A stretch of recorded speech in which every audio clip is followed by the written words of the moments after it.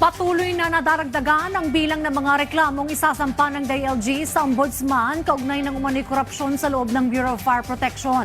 Kaugnay nito, mandatory na ang pagsusuot ng body-worn camera sa lahat ng tauhan ng BFP na magsasagawa ng inspeksyon sa mga establishmento. Yan ang ulat ni Ryan Lasigas. Naging organized crime syndicate na sa loob ng BFP.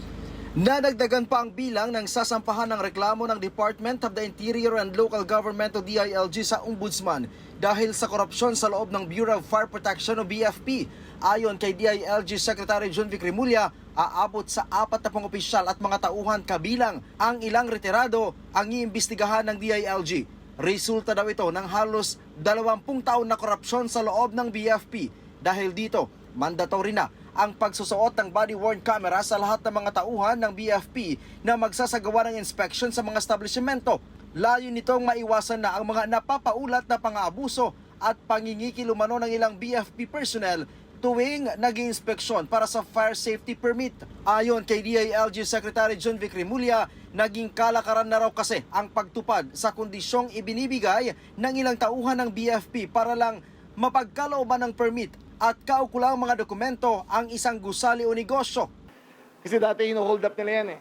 Una, hold upin nila para hindi kayo makakuha ng occupancy permit or building permit. Tapos hold upin nila yan, yung i-withhold nila para bumili ka ng fire extinguisher. Sa tulong ng body cam, mamomonitor daw ng DILG ang lahat ng mga isinasagawang fire inspection. Naka-record yan sa amin eh.